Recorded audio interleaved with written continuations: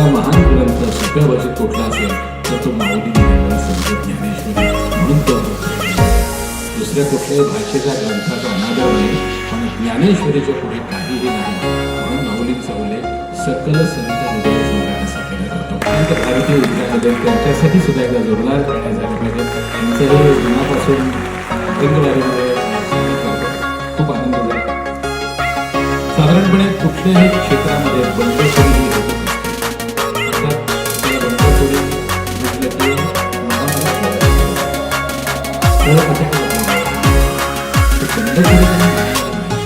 विचारांची बंडखोरी असते. समाजामध्ये एक पाऊल पुढे जाणे, एक पायरी वर त्यासाठी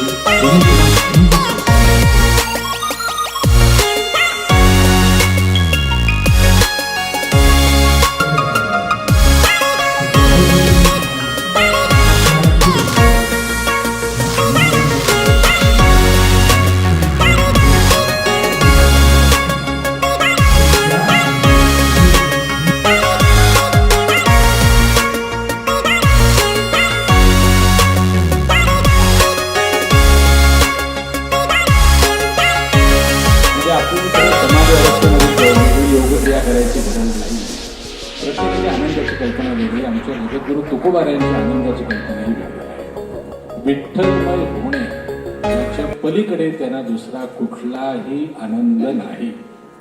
विठ्ठलमय झाल्यावर आईलं तीर काय आणि पहिलं तीर काय, मुळात तीरच शिल्लक राहत नाही, कारण ते विठ्ठलमय झालेले आहेत.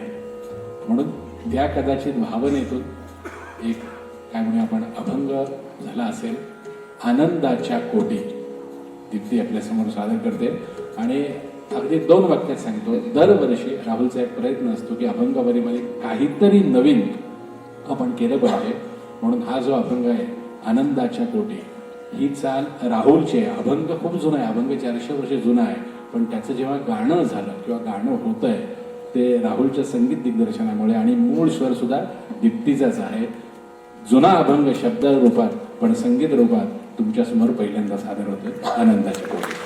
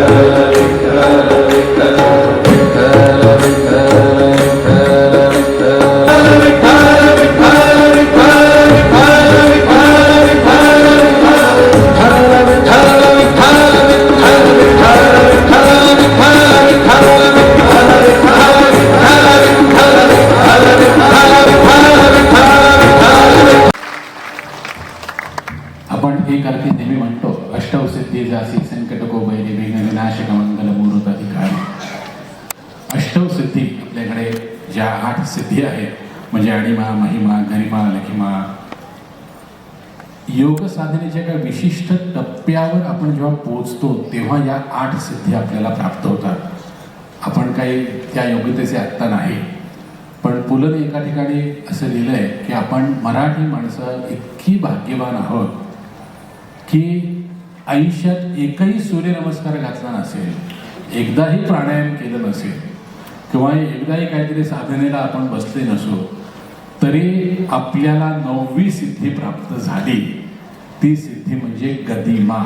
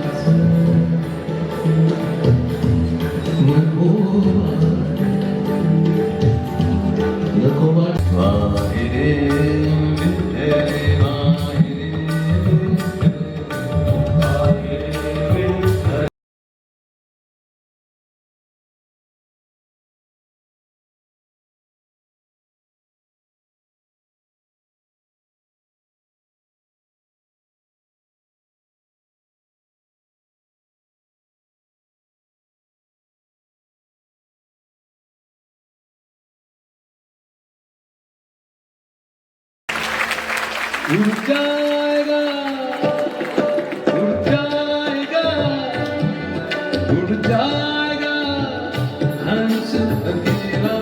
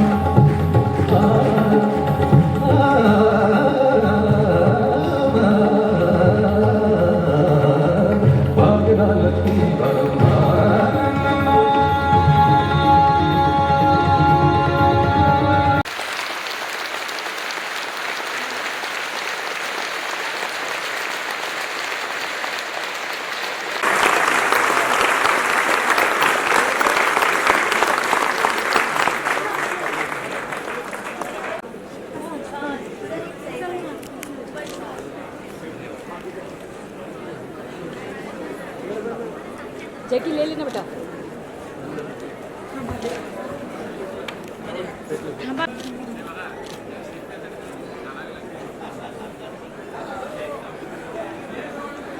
पनवेलला कधी राहून जाणार.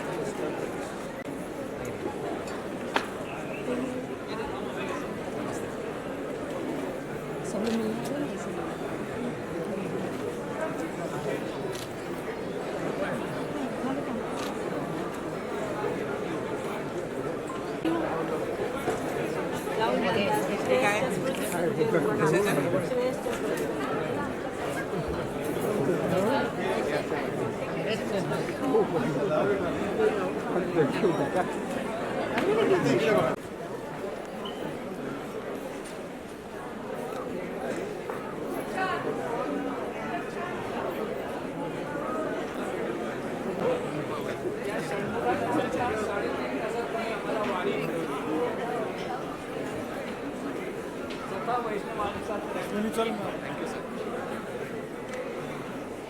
चा 11 वर्षाचा प्रवास आज मुंबईत आलाय, तुम्हाला कसं वाटतंय? मला सगळ्याच ऑडियन्स माझा स्पेशल असतो. सगळेच श्रोते अतिशय मनापासून प्रेमाने येतात. पण 2 अशी ठिकाणं आहेत जिकडे कस लागतो खऱ्या अर्थाने. ती म्हणजे पुणे आणि दुसरं म्हणजे मुंबई. आणि आजचा शो पूर्णपणे हाऊसफुल झाला आहे, सोल्ड आऊट झाला आहे. तर रसिकांचं एवढं भरभरून प्रेम मिळतं, त्यांच्यासमोर पूर्ण रितं व्हायला अतिशय मनापासून आनंद होतो. आज अभंगवारी म्हटलं की राहुल देशपांडे आणि त्यांची अभंगवारी आठवते. ही जबाबदारी तुम्हाला कशी वाटते? म्हणजे किती मला असं वाटतं की जे काही मी करतो, मग ॲक्टिंग असेल किंवा संगीत दिग्दर्शन असेल, प्लेबॅक असेल किंवा कॉन्सर्ट्स असतील, तिथे पूर्ण अतिशय जबाबदारीने मी गातो. आणि मला असं वाटतं की माझ्या आजोबांचं एवढं मोठं नाव आहे, त्यांच्या नावाला कुठेही डाग लागू नये अशाच पद्धतीने मी आत्तापर्यंत गात आलेलो आहे. त्याच्यामुळे जबाबदारी आहेच मला. आज मुंबईचा आपला अभंगवारी शो हाऊसफुल आहे. मुंबईच्या श्रोतांसाठी कोणते स्पेशल अभंग तुम्ही ठरवलेलं? आहे तो आता मी गाईन, कारण मला आत्ता नाही गायचा तो, पण मी नक्की गाईन. थँक्यू.